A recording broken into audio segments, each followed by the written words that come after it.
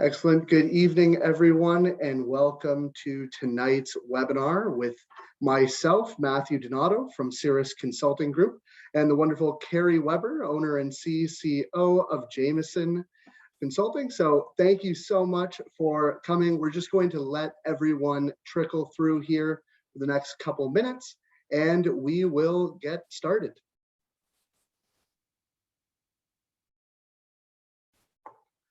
And as we're just settling through here, I'm going to pull up a quick poll for everyone. And then as we go through, there'll be a couple additional polls. And please feel free to utilize the Q&A section or the chat feature along the way. If we can, we'll be answering some questions live, or we'll be answering them at the end. But first and foremost, Carrie, thank you so much for joining us this evening. Thank you so much, Matt. It's such a pleasure to be with you and to be with all of you this evening. I'm really looking forward to our time together. So thank you for having me. Excellent, our pleasure. So I just put that poll up for everyone. It's just a couple questions. I know that a number of you had answered some of our pre-webinar check-in emails to get a better understanding of why you registered and beyond. But please feel free to fill in your answers in the poll here. And it just gives us a good perspective of the room and some of the best topics to touch on to best utilize everyone's time this evening. So I'll give this just another moment or two here before I end the poll, and we'll get started into our material.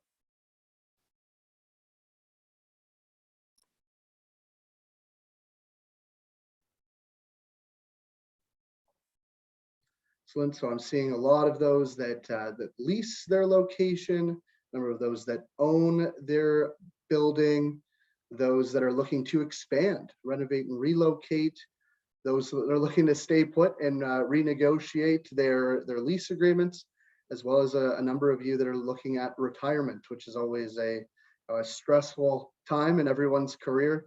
And we'll be hitting on, I'll be hitting on a lot of those key topics and how we can help reduce and mitigate some of the stress through that, as well as some practical strategies with that involvement as well. Excellent. So without further ado, I will begin this evening's webinar. So as mentioned, we're here with myself, Matthew Donato. I'm one of the senior consultants here at Cirrus Consulting Group, and wonderful Carrie Weber from Jameson. I'm going to be starting our webinar this evening, and then I'll pass it along to Carrie. But really getting into the crux of this evening here is what are we really doing here today? What is the purpose of this evening's webinar? And really it's to sort of form a model of success to help reduce the anxiety, increase the profits through long-term planning, rising costs, staffing issues, profit margins, and overall, to really sum it all up, is the reduction of chaos, right? And how we deal with the day-to-day and the struggles that we have through the dental practice, not only for those that are starting out, those that are looking at retiring, but also just those that are in the middle of their career and looking to make the most out of the remaining 10, 15 years plus, right? Now, in regards to myself and Cirrus Consulting Group, for some of you that don't know who we are, what we do, I'm just going to give you a little bit of background on why we're able to put on the webinar this evening. And really, we are a healthcare and dental specialized tenant representation firm. We were founded by dentists for dentists, 28 years ago now. And since then, we've actually negotiated over 12,000 dental and medical office lease agreements. And now what makes us so unique is that everything for us is done in-house.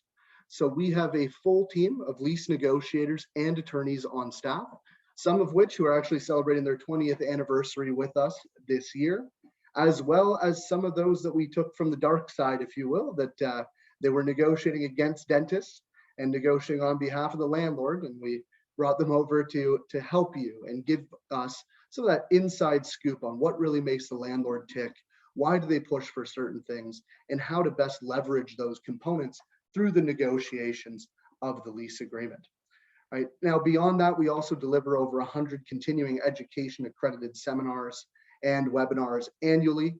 And we lecture at some of the most major dental conferences, such as the Greater New York, the Pacific Dental Conference, the Yankee Dental, California Dental Association, the Hinman, you name it, we're usually there, right? And as you can see here, we have the beautiful 4.9 out of 5 stars on Google, which I myself and my team really pride ourselves on, especially when we work with doctors nationwide, right? And I myself, as I mentioned earlier, I'm one of our senior consultants here at Cirrus Consulting Group, and I actually manage and oversee the consulting team on a national level.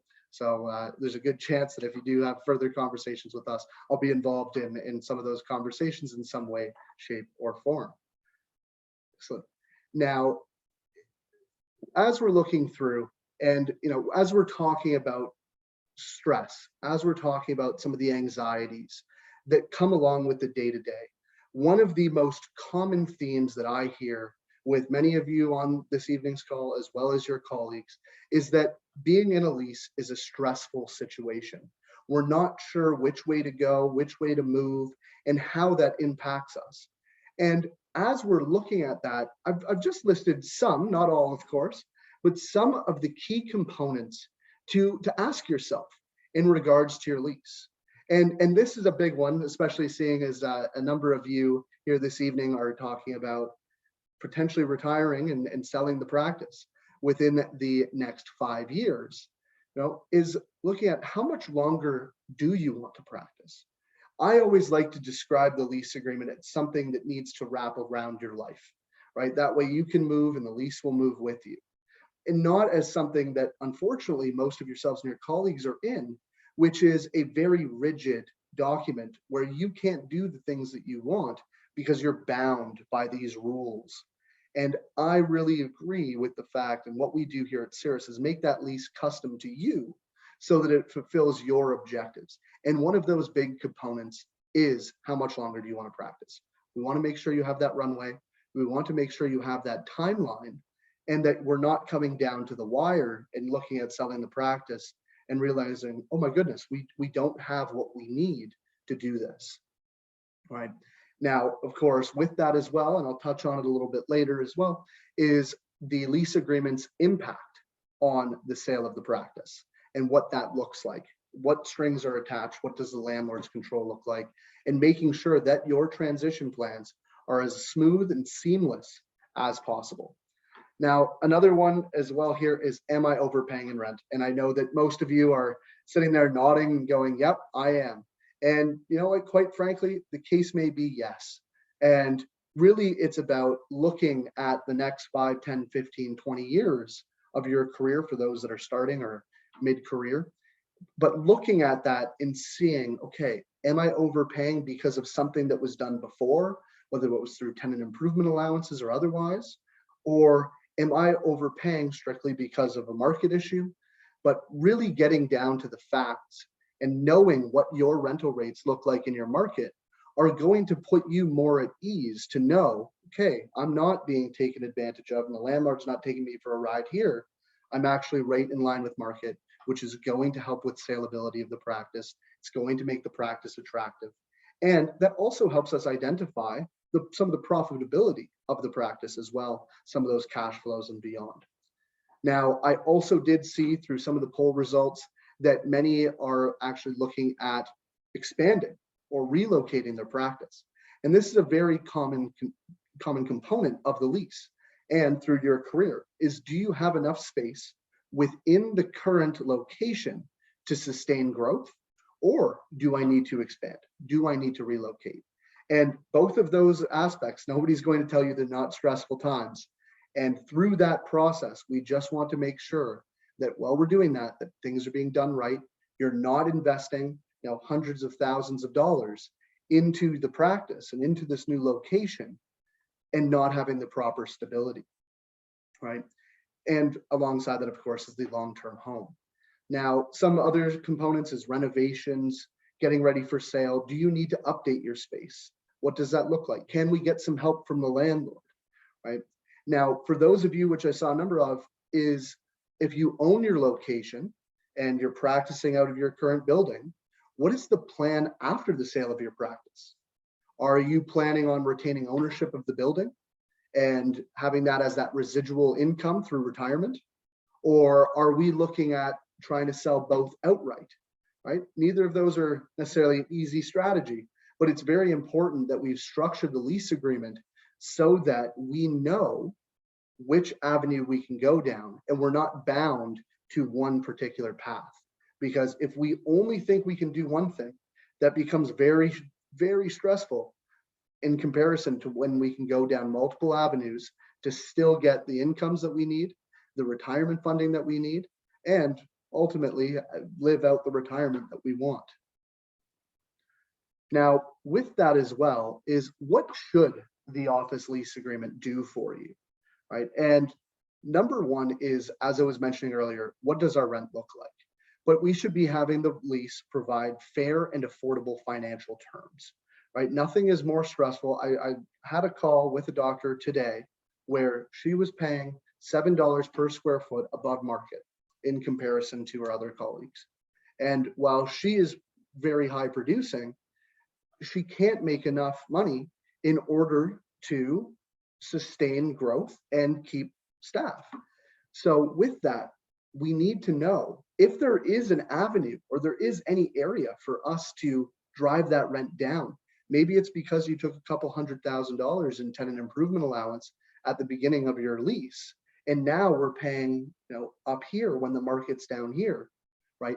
That's going to be problematic. That's going to affect your bottom line and can provide an ultimate level of stress. So with that, as I do for many of my clients, is we go through your leasing situation and look at what the fair market rents are in your area, and is there room for us to adjust those rents? Now, of course, the other component of the lease is long-term stability and security, right? Like I said, that long-term runway, not having to worry about, okay, I only have another year. What do I do? Do I have options? Can I stay for the remainder of my career? Or is the landlord planning on redeveloping the plaza, right? Any of those components can become key stressors on our day-to-day if we don't know where the home for the practice is going to be within the next 6 months. I had a doctor today, actually, that we had a conversation. Unfortunately, the landlord had agreed to do one thing verbally and then turned around and decided that they were going to redevelop. Well, what does that leave her with? Fortunately, we were able to have the conversation. We're able to get her back on a clear path. But just as I'm saying, that long-term stability and security, I know that many of you think, oh, I have to pay this money to the landlord and they control my space. Not if the lease is structured properly, not if we're giving ourselves that control and freedom. Of course, in addition to that is minimizing your risk and exposure. It's maximizing your flexibility and enhancing your ability to eventually sell the practice, right? All of these components tie into one. We want to make sure that the lease agreement continues and becomes the strong foundation in which you're able to grow your practice upon, and also not the crumbling shell where we see different avenues where we're unable to do X, Y, and Z through that process. So we want to make sure that through the next years of your career, as we're going forward, that have a lease that's flexible for us, fits our career goals and timelines, and also ensures that we have a key aspect when we're looking at the sale of the practice, and not something that's going to be that boat anchor that we're trying to pass along to the next buyer, right? And all of that, if your lease is properly structured, all of these concerns are immediately mitigated because that lease has become that strong foundation for you and your practice. Now, next we're looking at reducing the stress and maximizing your leverage. One of the most common components and different conversation pieces that I hear on a daily basis is, well, Matt, I don't have any leverage to go through this conversation. So when you're going to exercise that 5-year option, but you know you need another 15 years, now I have many doctors that go, well, I'm just going to have to exercise the option because what other choice do I have? I'm completely at the whim of the landlord. Absolutely not. You are not just at the whim of the landlord. You as a dental tenant are the best tenant on the planet. You have the highest cost to build out, the most benefit to the landlord. When you invest in their space, it makes their property more valuable, right? But also, typically on average, a dentist stays in the same location for 26 and a half years, right? Me as a landlord, that's music to my ears. If I know that the tenant that's coming in is going to be here for the next 20 plus years, that's miles above and beyond, a restaurant coming in. A dentist has a less than 1% default rate on their lease, whereas a restaurant, on the other hand, has 83.5% default rate. So if you were to pick as the landlord, putting yourself in their shoes, which one are you going to pick? 9 out of 10 times they're going to pick the dental tenant. And that's why it's so important that when you go through the negotiations, when you're having these conversations with the landlord, don't forget about what you're bringing to the table. It's not the same as it was 10, 15 years ago, where it was a landlord's world. Now it's very much shifted to a much more tenant-friendly market, right? And of course, with that, as I was saying, you being in the space for the next 10, 20, 30 years, as a landlord, like I said, they want that long-term tenant, but do the math on that. If you were to look at your total tenancy expense over the next 15, 20 years, that's what they care about. They want that recognizable revenue.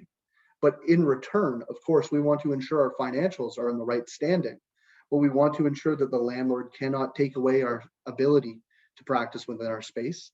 We want to ensure that the landlord cannot relocate us elsewhere within the plaza, that they ultimately give us the ability to sell the practice, right? And it's not entirely in their hands. Those things have less of effect on their bottom line, where they care about term, options, and rent, right? And as part of that, I always tell my doctors and my clients, plan, plan, plan.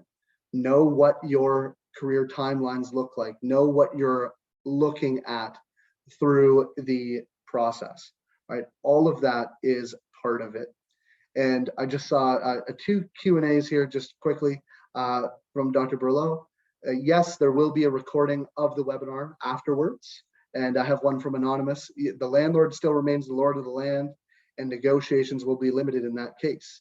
Now, not necessarily, right? Yes, they are still the lord of the land, but if the lord of the land sees a 10-year term, and especially if you're dealing with a large landlord, they have stakeholders involved. They would much rather show that they have a tenanted space rather than a vacant unit, right? And you need to keep that in mind. What you're bringing to the table as a dental tenant, yes, well, rent is important to them. That's a big part of it, right? The other component that they're also thinking about is term. How long do they have that tenancy? And what we're asking for in return is security in regards to the legal terms and provisions, ensuring our long-term runway as well. Now, as we're going through, and on that point is a good segue, is when we're looking at the financial negotiables. Now, I saw a number of you in the polls as well that are looking at starting your first practices. And so for those of you that are in your current location and we're looking at the financial negotiables, one of the biggest things that we're seeing right now is in terms of inflation, right? Many landlords are taking your current base rent, and one of my lease negotiators was speaking with this about me last week, and annual increases, some landlords now are trying to take those annual increases up to 5%, right? Now, the key is for any of you that have a lease that's expiring soon, within the next 2-3 years, it's important to strike while the iron's hot and try to get in underneath those 5% annual increases and get into that nice 3% range, even less. Because as part of these negotiables through the financials, very important that we're looking at not only today's effect, what does it cost today, what's it going to cost 5 years from now, and how do we best adjust that curve, right? Now, other components for those, as I mentioned, that are starting their practices now or relocating their practice. One of the most common conversations is, oh my goodness, I'm going to have to pay $1 million to build out my new space, right? Well, that is true on one hand. It's also about the other components here that you can see through fixturing, free rent, tenant improvement allowance, and landlord work. There's a multitude of different valves that we can push and pull and turn to ensure that the financial burden, the financial stress that comes along with building out your new space isn't going to be borne entirely by yourself, right? We have aspects and have been extraordinarily successful at getting landlords to agree to coming in and helping you with that initial build out. Like I said, they want you in their space. They want you to be there for them. And as an inducement, we're willing to do X, Y, and Z to get you in, right? So keep that in mind. Like I said, going back to that leverage slide, you have far more leverage going through that process than you think. And keeping that in mind, we have many more levers to pull other than just something like base rent. There's annual increases, there's common area maintenance fees, all of the above. Right now, look at that is how to structure your lease to minimize your risk and liability, right? And maximize that flexibility. Now, one of the key components, especially for those of you that are looking at selling the practice within the next 3 to 5 years, right? What we're looking at here is the assignment section. Now, this is the section of the lease. You can read the definition there, but in generality, it's a section of the lease that dictates how you can sell your practice, to whom you can sell the practice to, and what the landlord's involvement in that process looks like. As I said, selling the practice is always a very stressful time, but what makes it more stressful is if the landlord has the final say. I can't tell you how many times I've seen the deal fall through in the 11th hour because the landlord was able to find a loophole through the assignment section. So, and with that in mind, I'm just going to show you one of the assignment sections. Don't worry, I won't make you read it all. I'll highlight the important bits. But as we're seeing here, this is found in 75%. I would venture to say even more with language like this. Right? Now, as we can see here, it states that if the tenant should wish to assign or sublet the lease premises, it shall first have received the consent of the landlord. Right? Now, as I said, as we're going through the saleability of the practice, as we're going through that process, we want to look at making sure that your stresses are limited through that. And right then and there, off the top, you must have the prior written consent of the landlord.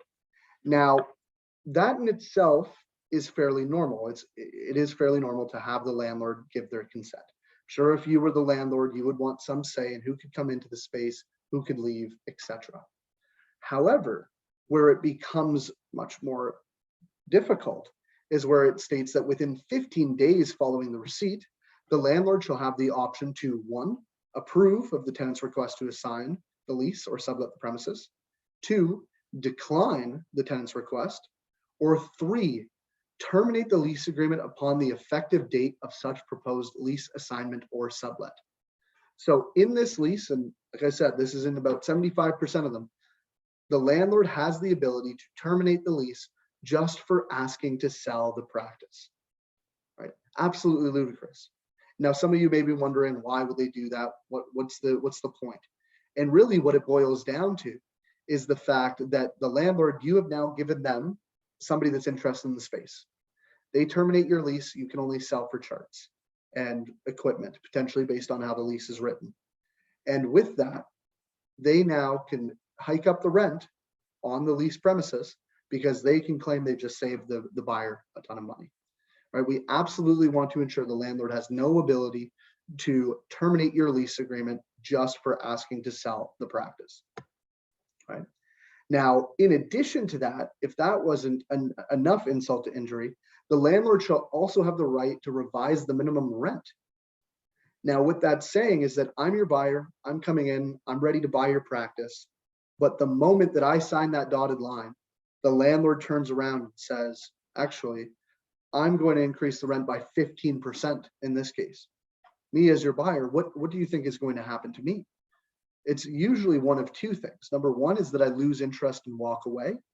Or number two is that I actually go back through the purchase and sale agreement and devalue the practice because now the profit and loss statements are off, right?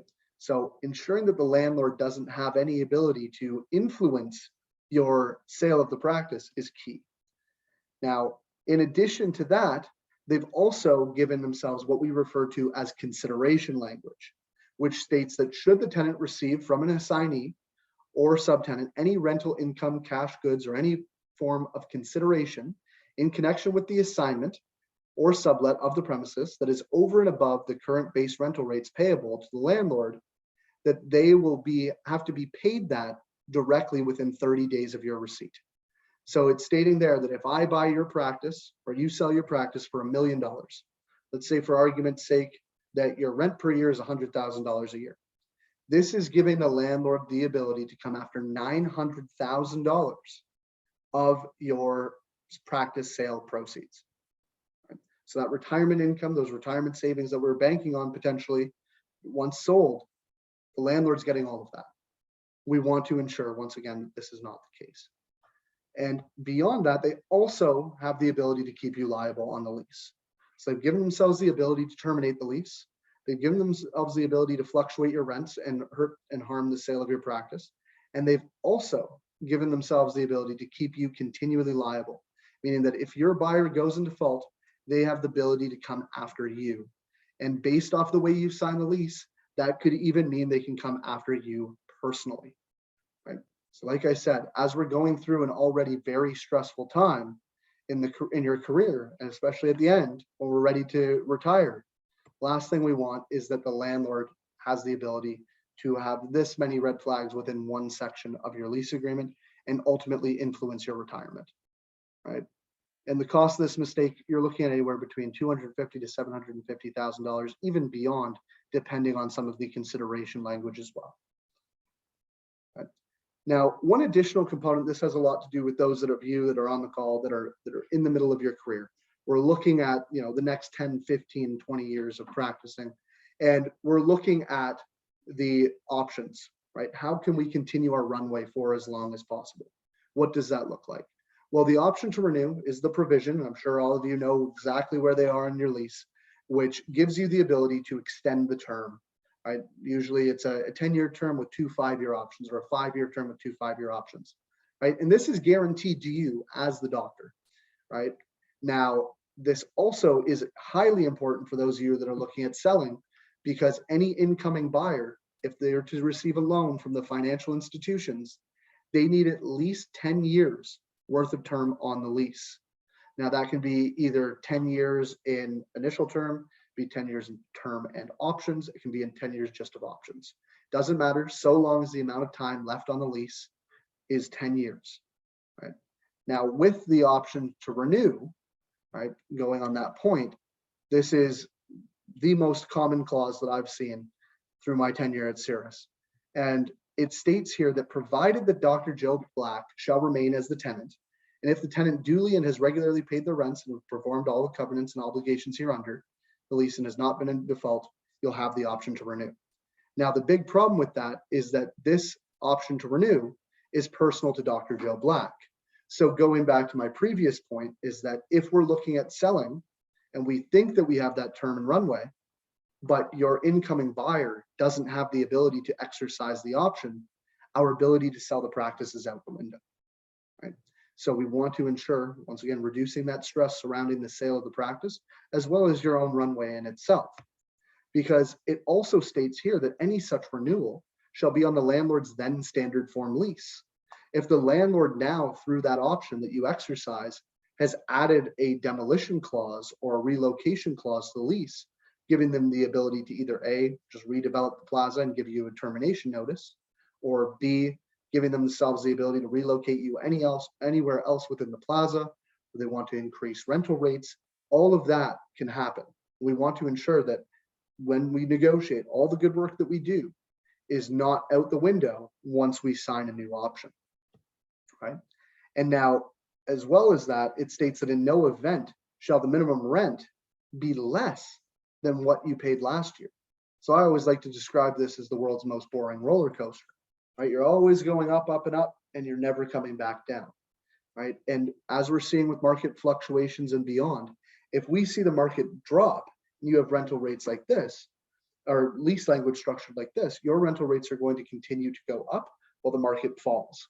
And we actually represented a doctor back in 2011, right? He had gotten into his space right around the height of the real estate market, 2006, 2007. And obviously, we all know what happened in 08, 09, market crashed.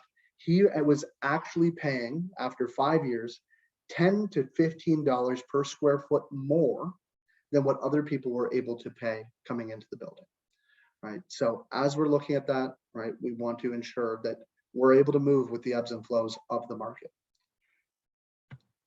Now, it also states here that it's going to be based on the market rent for renewing tenants in the building. That's also entirely dependent on what they've had done within their space.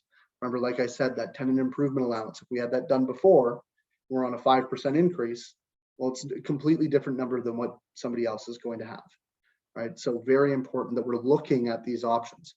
We want to ensure that all of these red flags, number one, having to relocate unexpectedly at the end of the term, having to absorb a significant increase in rent, or even an inability to sell the practice based off of the fact that those options to renew were personal to you and not able to be exercised by somebody else coming in, right? Now, as I was mentioning, this is one of the components in which I dealt with a couple of years ago, but the doctor had missed their option to renew deadline and they were ready to lease the space. She called me in a panic, said, I don't know what I'm going to do, right? We're here. I want to continue to practice in the space, but the landlord is trying to bully me otherwise, right? Also, as we're looking at reducing stress, especially in regards to your lease, I tell every one of my doctors to, in your phone, put the lease expiry in your calendar, set up a reminder, just go, hey Siri, remind me to exercise my option at such and such a date. So we're not in any of those situations where we actually don't have the ability to exercise that option, or we find out that our term expires tomorrow. Right. Now, in addition to those two clauses as well, there are a multitude of other components here that we need to address to be in the lease. Pandemic language, that's been a massive component for those that are starting their practices. Any delays or otherwise, like I said, very stressful time to start your practice. But if there's delays and supply chain issues that are thrown in with that, and we can't meet our specific metrics and timeframes, what do we do, right? We want to insert that pandemic language in there or delay language in there so that if we do see those issues, we're able to move with the ebbs and flows. We're not stricken to a singular date and time when we're unable to meet those, right? Other components here are demolition and relocation, which I touched on. Adding a death and disability provision to the lease is vastly important. And what this does is ensures that if God forbid something is to happen to you, whether it's a physical injury or any form of mental incapacitation, to the point where you're no longer able to practice dentistry, that yourself, your estate, or your family has the ability to terminate the lease agreement in its entirety or sell the practice on looser transition provisions, right? That way we're making sure that everyone is protected. The way a lease agreement works is that it's binding to your successors and heirs, right? So if something happens to you, your family has to pay for it. So by adding this death and disability clause into the lease, we ensure that you don't have to worry about that and your family doesn't have to worry about that. So there are a multitude of other aspects here, but in the interest of times, those were some of the major components. Right? Now, we always recommend as well, as we're going through the process, to begin those negotiations, if you can, at least 24 months prior to the expiration of the lease. And the reason for that is that really maximizes the leverage. Landlords know once you get into the 8 to 6 month range that it's very difficult for you to relocate. When we're at that 24-month period, it gives us maximum flexibility, a maximum amount of leverage, and we can move through that much quicker. Right. Now, in terms of us and our strategies, right, we follow we're a very process-oriented team here, right? But we want to ensure, and why we're so successful at going through this process and making sure that our negotiations for our clients are so successful, is because we stick by these 8 rules and these 8 steps that ensure us maximum amounts of efficiency, and making sure that we're never going into those conversations with the landlord blind, or more importantly, not going into those conversations with the landlord knowing what your true objectives are and what do you need in order to be successful for the next 10, 15 years, or for those of you that are looking to retire, making sure that's as stressless as a process as possible, and making sure that you ultimately get to retire in a timely fashion. Now, in addition to all the information today, what I also do like to provide for those of you as a thank you for attending is what we call a critical dates and risk analysis. Right now, this is a typically $2,000 value, where myself or my team will spend 3 to 4 hours analyzing your lease agreement, or if you're in an owner-occupant situation, your real estate situation, for traps, right? And we get on a scheduled call to go through your vision plan, career goals, drives, what the ideal lease agreement needs to look like for you to reduce that stress and ultimate efficiency through the remainder of your career. And of course, how to effectively negotiate a tactical plan through that process. Right now, as I mentioned, that's a $2,000 value. Once again, as a thank you for everyone attending the webinar this evening, I will be waiving that $2,000 fee. It'll be completely complimentary. You can see all of my contact details in the signature line below. Feel free to shoot me an email. I'll be more than happy to have a much more in-depth conversation with you and discuss further. But that's it for me. Thank you very much for sitting and listening, and I will pass it over to Carrie. Thank you so much, Matt. And wow, aren't we so grateful that there are organizations out in the world like Matt and Eric and the whole Cirrus team that specialize and focus in such an incredible aspect of your career. The things that perhaps are never on our radar that could make such a big difference in helping you get closer to whatever your ideal vision is for your practice and for your life. So thank you, Matt, for sharing so much of that great content and for giving me the opportunity to partner with you this evening as we talk about stress. So I want to put out a survey to all of you, asking you the question, what's causing you stress in your practice today? Or in your life? What are the aspects of that you see coming up on this poll that are causing you the most stress and strain? What are you losing sleep over? And it could be more than one. So that's an option. That's an answer.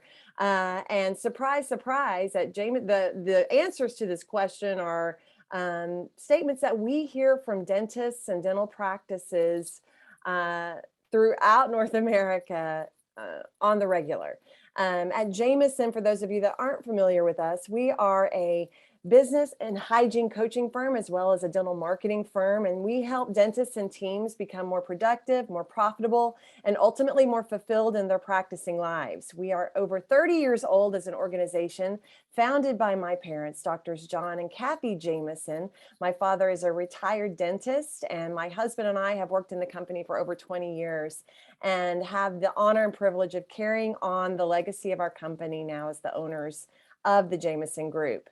And so what we have learned in this time, I'm going to have Matt, once you get those results, text that to me, and I'll make sure to check my phone and see if I get that very important message to see the results that everyone has shared. What we've learned, especially in the past several years, boy, oh boy, have we experienced stress in every way, shape, or form it could be thrown at us as dental professionals, right? But over the years, stress management has been a part of our focus. And we have found that as we work to reduce stress and thrive in our dental environments, there are aspects of the practices that it's really about going back to the basics. There's a great book by a gentleman by the name of Stephen Pressfield. And the book is called Do the Work. If you can see me on the screen, here's what the book looks like. And what he says is this: start before you're ready. Don't prepare, begin. Remember, our enemy is not lack of preparation. It's not the difficulty of the project or the state of the marketplace or the emptiness of our bank accounts. The enemy is resistance. The enemy is our chattering brain, which if we give it too much time, will start producing excuses, alibis, self-justifications, and a million reasons why we can't, shouldn't, won't do what we know we need to do. So what I want you all to be thinking about in the next few minutes, I'm going to roll through a lot of content in a short amount of time. And I want you to be looking for the one thing that either your resistant brain starts to push back on, or what immediately starts to ring true for you as the true top prioritized pain point, that if we focus our energy, get real with where we are now, and get a strategy on where we want to be, we can see a difference in reducing that stress and strain that you're experiencing in your practices. So let's see what you all said here. Oh my gosh, I need my readers. So it looks like more than one of these was the winner, but the hiring and turnover, your overhead, cash flow and profitability, a little bit of new patient flow and treatment acceptance, as well as just your overwhelm and the balance of life and capacity that you have to lead your businesses, and team issues from motivation to conflict or excellence at work. And some of you had other, so I'd be curious what those other things are. If you want to share those with me in the chat, please feel free. So progress only starts when you get clear on where you are right now. So first things first, we want to go back to the basics, and we need to get clear on what our vision is for our practice. What is your clarity of vision? Your vision is going to change over time. Those of you that are early in your careers, your vision of what your practice looks like and how it serves you and how you serve your patients is likely going to be very different in 20 or 30 years, when you may be looking for that exit strategy, as Matt had mentioned and referenced. Your vision of what you want your practice to be doing for you, or doing for your community with your team, or whatever the case may be, is going to change, as it should. Your purpose, the why that drives you, will never change, but your vision will. And so it's important for us to continuously revisit the question in your mind's eye for your practice: what does right look like? From everything from how your facility, as Matt had mentioned, we send a lot of people to Cirrus when the primary question for them is, do I stay or do I go? What do I do next? Do I stay in this facility? Do I move somewhere else? Do I need more space? Do I need something different? And so doing your due diligence and reflecting on and reviewing and investigating where you are now is important, but we have to know where we want to go. So what does right look like in the dentistry you provide, in your facility, in your team, in your patient experience, in the kind of patient care you want them to have, what your reputation is in the community, what your overall practice brand is, and so on, to start thinking about your ideal vision for your practice. Once you have that kind of clarity, we want to start looking at where we are now. Once we know where we want to go, it's important to know where are we now, so we can create strategy of how we're going to get there. Matt pointed out the entire process and strategy that they at Cirrus walk through with their clients to help get success in terms of their negotiations with landlords and facilities, and help making healthy decisions for your businesses. So that needs to take root in many aspects of your business. Where are you now?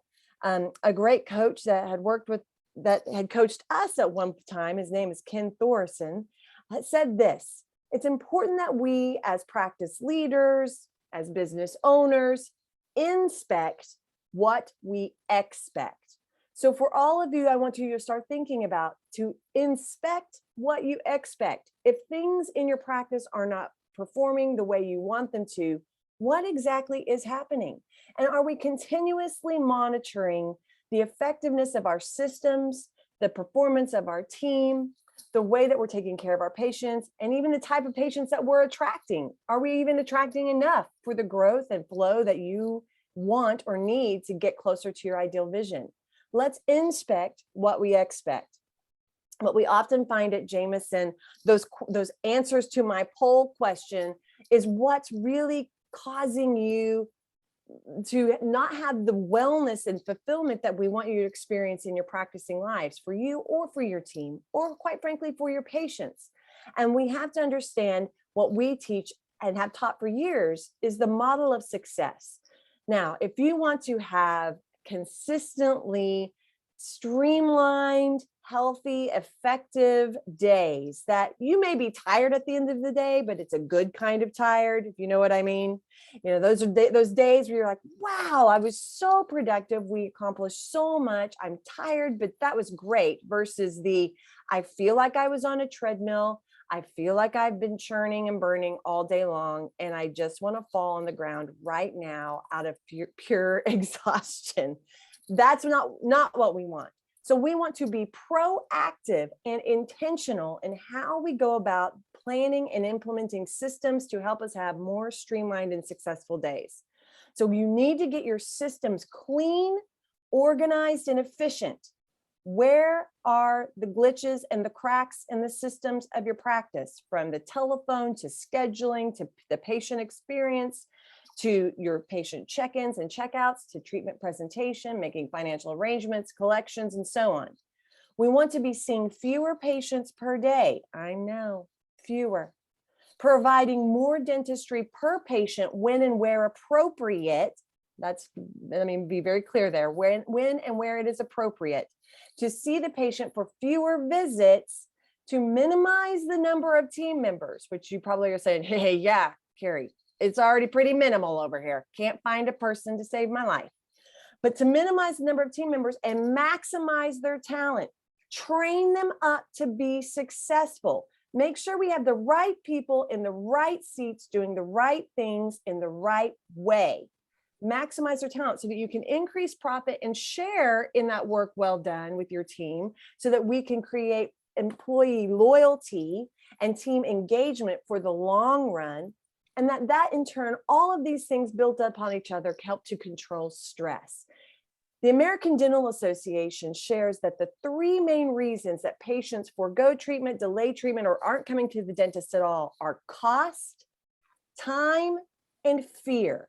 So when you start to do more and fewer appointments, you are actually delivering a heightened level of customer service that your patients want. I know you're going to be surprised when I tell you this, but they actually don't want to come to you over and over and over again. So let's make life easier for them. Great customer service answers the question, how easy do we make it for our patients to get what they want or need from us? Run that question through the entire journey that a patient has with you, from finding you online, scheduling an appointment, having that appointment, reappointing, paying for appointments, and so on. How easy are we making it? So see fewer patients per day, provide more dentistry when and where appropriate, see the patients for fewer visits, minimize the number of team, maximize their talent, increase that profit to share the profit, and control stress. Moving on. As we start to inspect what we expect, there are things as the practice leaders, as the business owners, you need to have your finger on the pulse of. And here are what we call the critical factors of the business of dentistry. Your production as a whole as a practice, the doctor's production, and the hygienist's productions. Do we have production goals? Are we accomplishing those goals? Is the team aware of those goals? Are we talking about those goals in daily huddles and so on? It's important that you keep your finger on the pulse on your overall production, yearly, monthly, weekly, daily. Collections. Do you have your finger on the pulse of your collections? We want to be collecting what we produce. Now, insurance plans, PPOs, this makes this challenging. So it's important for you to understand the reality in which you're living in. So what are your percentages of production and collections, from last year? What did you collect last year? What have you been collecting year to date this year? What is your 3-month average of collections, and so on? Accounts receivable. How much accounts receivable are we dealing with here? Are you actively and intentionally working on that and keeping that under control? Once you start letting accounts receivable snowball on you, it becomes more and more difficult to collect those monies. Would you agree? So keeping that in check and having great plans in place for collections is important. But if we don't know what's happening, you could find out the number too late. And I don't want you to find these things out too late. I want you to work proactively and intentionally to keep this under control for the success and health and well-being of your practice. Patient financing. Do you have clear financial options in place of how patients can pay for the treatment they want or need? that may be above and beyond them that they need to pay for out of pocket. How are those in place? Do your financial coordinators or treatment coordinators understand, and can they clearly communicate those options to your patients? And are you maximizing patient financing as one of the solutions in your practice? What if 10% of the patients that have been presented diagnosed treatment and have not moved forward, what if those 10% are looking for a way to fit it into their monthly budget that patient financing could be the solution for? Do the work, do the research, work with the representatives of the companies that you partner with in these aspects, and find out how you as a practice are performing in terms of the utilization and maximization of the tools you already have in your practice. I'm telling you, when we go into dental practices, time and time again, it is a grossly underutilized tool that patients want or need. So we need to get out of our own way and stop assuming how patients want to take care of treatment. We need to give them the options, present optimal treatment, then let them choose how they wish to take care of that treatment in your practice. So do the work, stay on top of how are we doing in maximizing these tools. Your overhead. Are you aware of and are you staying focused on controlling your overhead? Now, what Matt talked about is a perfect example of evaluating the overhead and the costs of running the practice, keeping the doors open and just being a business. So we need to make sure we are consistently checking in on that and not letting your overhead get out of control, so that is an area that's going to continue to be challenging as we look at the hiring challenges and the increases in salaries and the demands that are coming from the costs of some of the technology, the tools, the resources that you need to take care of your patients. We want to be controlling our overhead as best as we can and using the experts like Cirrus to help us do so. So keeping an eye on your overhead is key. Now, another piece of overhead I want to move forward briefly is when you think about profit margin, there are 3 ways that we can increase our profit margin. We can increase our production, we can increase our fees, and we can decrease the cost. So Cirrus is a perfect example of trying to help you decrease cost if there's an opportunity to do so. Increasing fees is another example. So when you think about it, are your fees comparable to your area, or do you need to have a fee evaluation to see if that is an area that you need to make some adjustments to be comparable to your area and to be in alignment with just the costs of running your business anymore. So being in touch with that and keeping on top of that is important. Scheduling. When can you schedule a comprehensive case right now? How far into your schedule can you do that? Can you do that very quickly? Or are you having to book way, way, way, way out? Do we have problems in our schedule? When can you schedule for a continuing care appointment with your hygienists? When can you see a new patient? Do you run behind schedule? Does your schedule cause you stress? Do you find yourself not scheduling to the production goals on a regular basis? If their answer is problematic in any of those questions, this may be your area that you need to take a look at and see, can we be doing this system better? Can we be executing our scheduling system better? Or are there things that we need to evaluate in terms of our capacity to help us see our patients in a more convenient fashion? Remember, time, that convenience piece, the cost, and the fear are the things that we have to overcome as we're building our pillars in our relationship with our patients. We want to be building trust, need, urgency, and value in our patients' relationship with us as dental teams. And so we have to make it as easy as possible for them to get what they want or need. Just remember that. So broken appointments and no-shows. Do you have a great deal of this? Do you have a plan in place when you experience a broken appointment? Are you able to fill those broken appointments and voids in the schedule effectively and regularly? This is an area you need to be keeping an eye on. Is this starting to run rampant in your practice? If so, it's likely a symptom of scheduling issues or our verbal skills in building value for upcoming appointments, either in hygiene, retention, or otherwise. Case acceptance. Are we getting the type of case acceptance that we want and need in the practice? Do we have a good treatment presentation, case presentation process in place? Do we have that financial coordinator, treatment coordinator helping us move patients forward into treatment?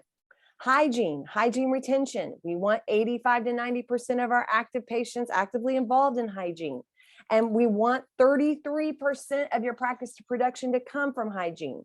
We want 40 to 60% of restorative coming from hygiene into the doctor's schedule. So taking a look at your hygiene productivity, is this where the opportunity is? How is your new patient flow? Is it helping you to accomplish your practice goals in terms of growth and production and productivity? Do we need to be bringing in more new patients? What are our internal and external marketing efforts in order to do so? Are those being successful? Are we measuring the results of the things we're investing in? Is our team trained to the point that they can be successful in their roles? Are they executing well? Are they working cohesively like a group of leaders toward a common set of goals, which leads us to attitude? And do we have a positive attitude within the workforce of your practice? Have we created a culture of high-performing team to help you achieve your ideal practice vision? These are your critical factors.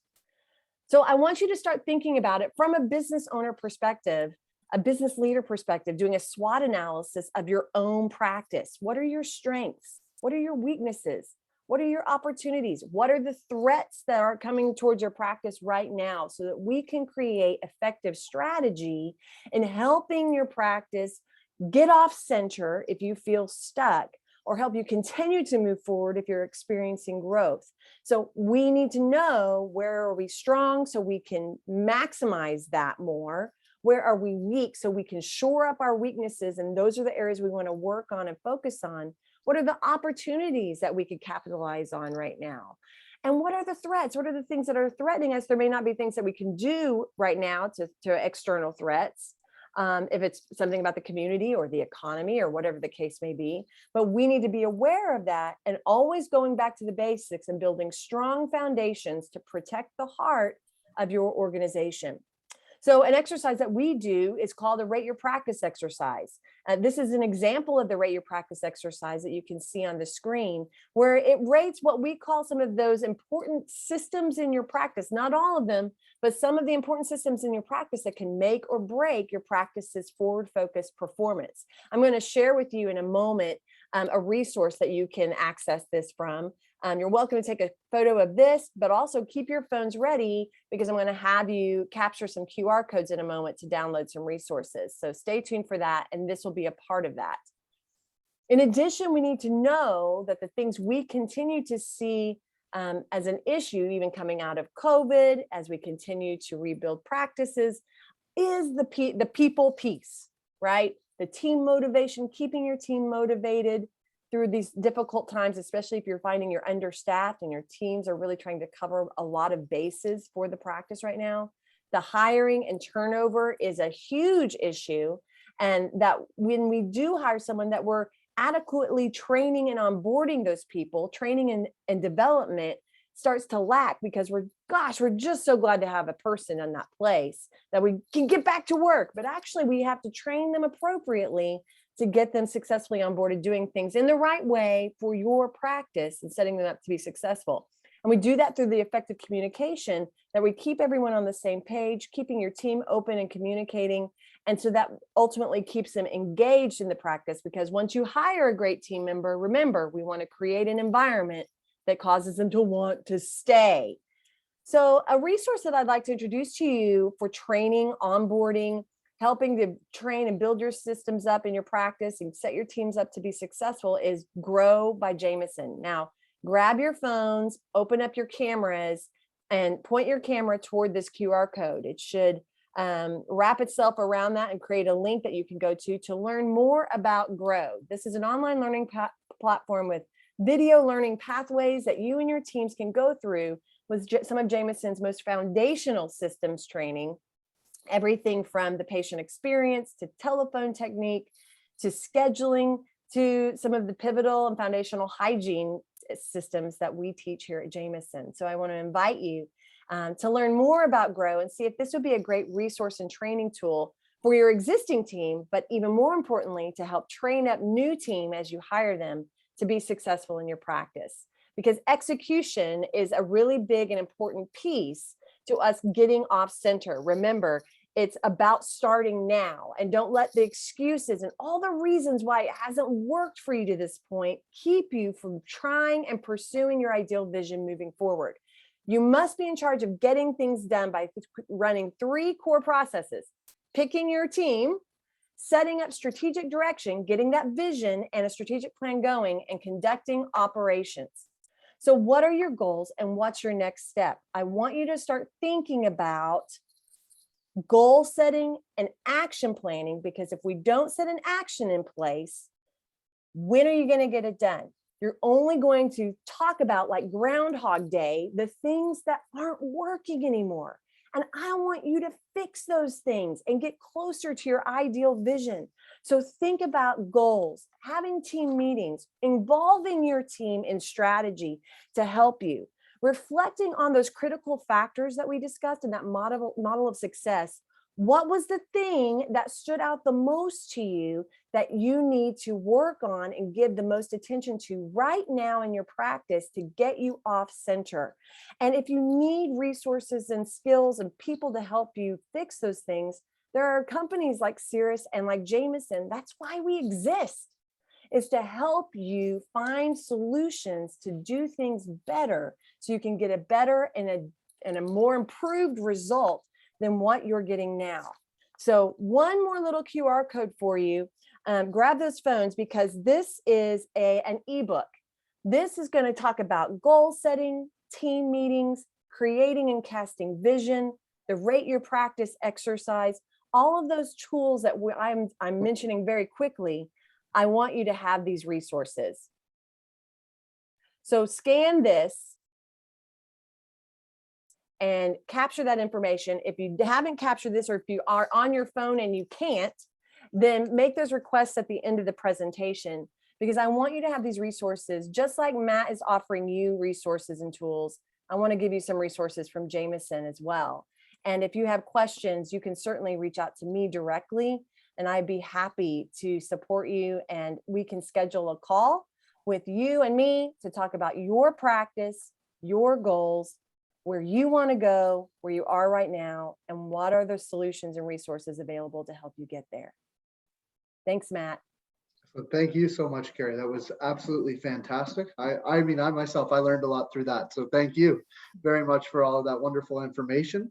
I know we have a couple questions here in the Q&A as well, but just as we're going through here, I'm just going, before everybody logs off for the evening, I just have one final poll for all of us.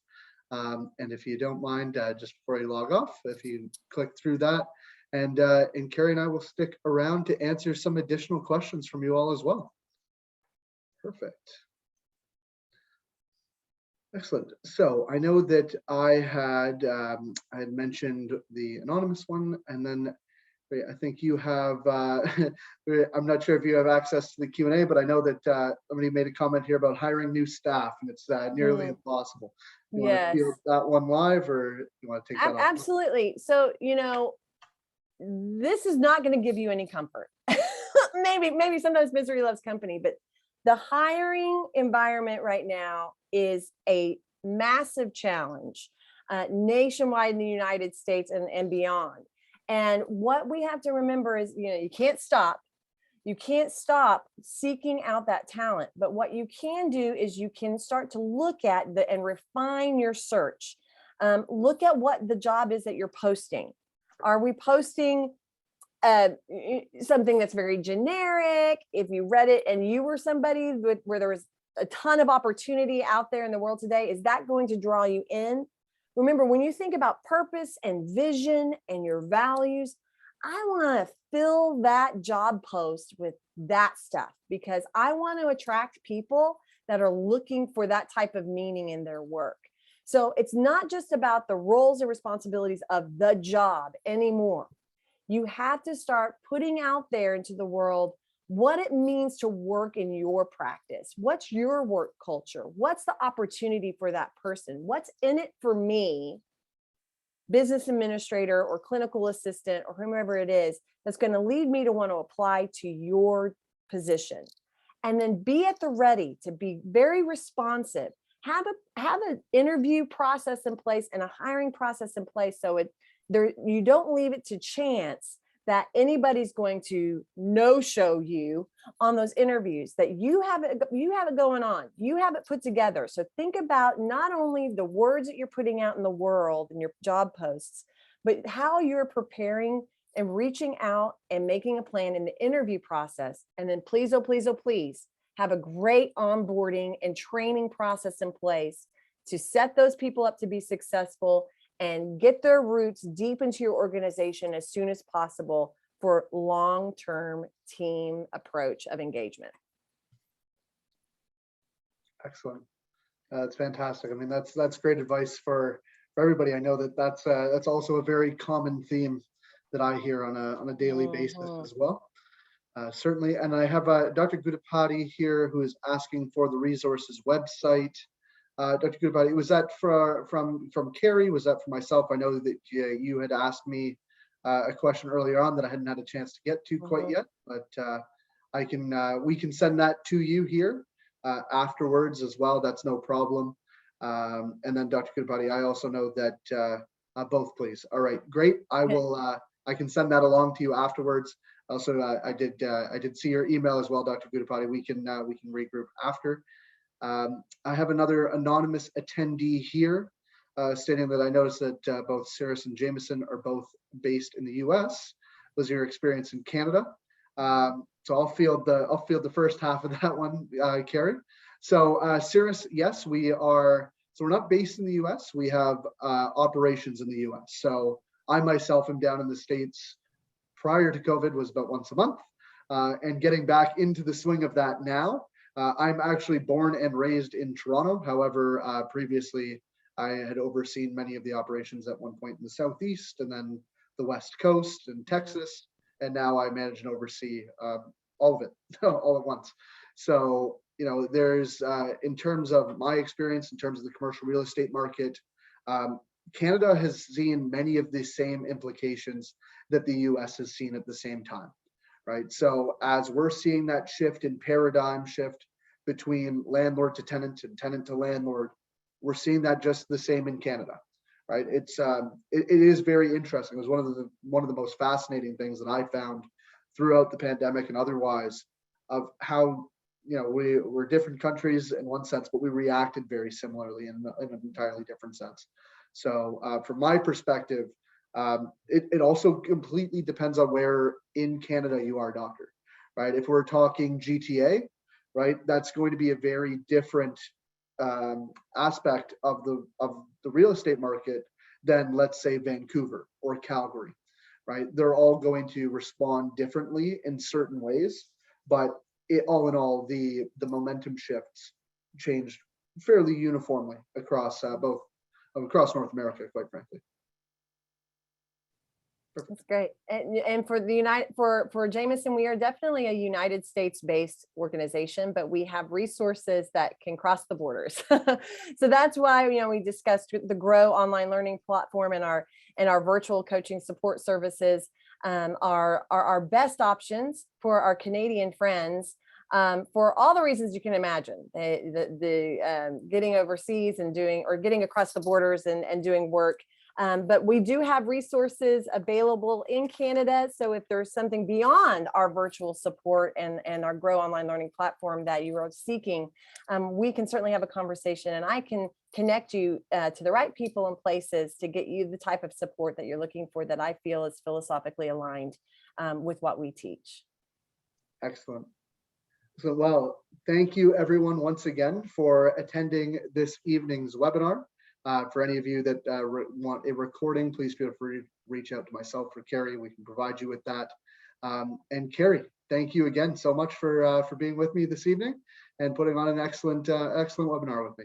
Thank you, Matt. And thanks to all of you that joined us this evening. We certainly appreciate your valuable time. So thank you, Matt. Thank you.